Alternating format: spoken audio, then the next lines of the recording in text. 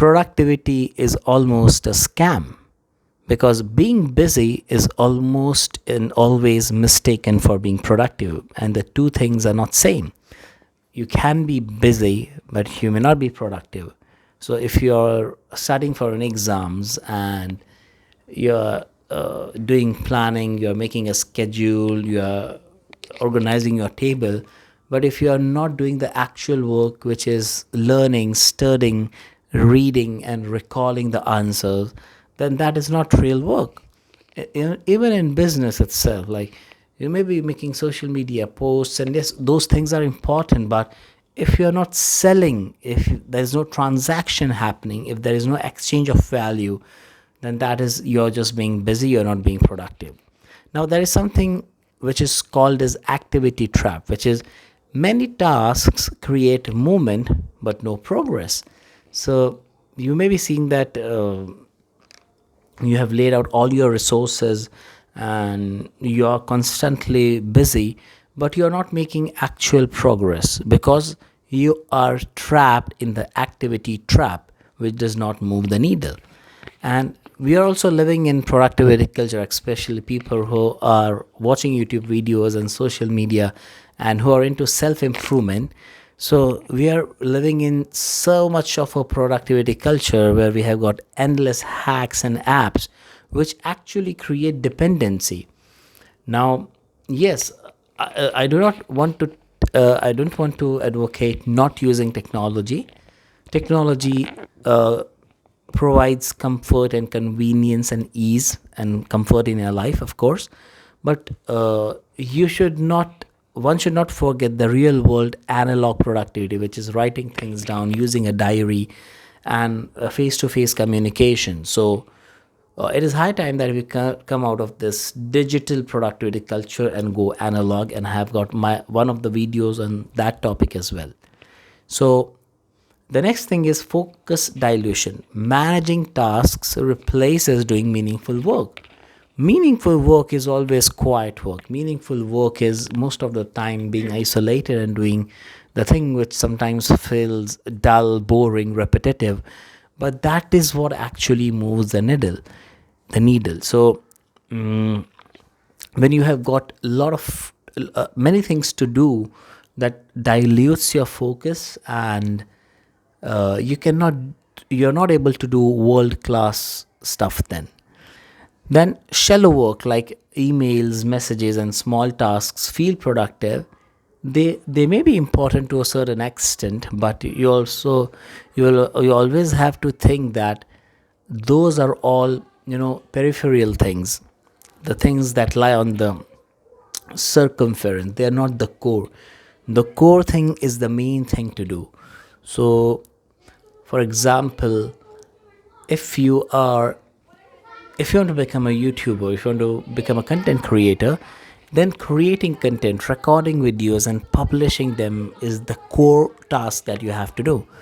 But if you do the script writing and you research the ideas, which are important things, but if you don't record the videos, if you just watch motivational and inspirational videos but don't do the real thing, then that is not helpful, because real productivity is creating something valuable that moves the needle.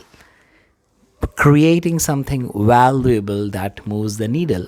So always ask yourself, like, as a teacher, what will help your student? As a business owner, what will help your customer? As a content creator, what will help your audience? As a leader, what will help your team members? What will move the needle? That should be your main question that you are asking often.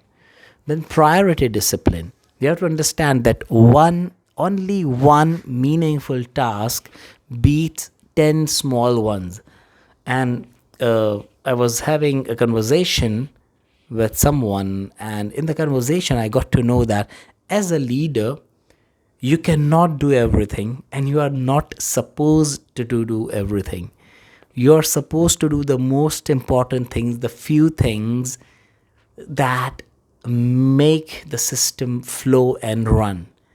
So you have to delegate, you have to inspire people, You have to recognize people, you have to appreciate them, and then you have to give them space to do the thing. And I always remember that one of the quotes by Bill Gates where he says that the core reason that we hire smart and talented people is so that we don't have to tell them what to do, and they actually know what needs to be done for the betterment of the company and the firm, etc., whatever that is. So now let's come back to the topic again. So time protection. Deep work requires uninterrupted blocks. You have to be very careful, especially in this age of notifications and digital devices. If we do not protect our time, we will not be able to do deep work. We will be constantly interrupted by one thing or the other, and that is absolute, it's a disaster for your productivity, and it's so frustrating.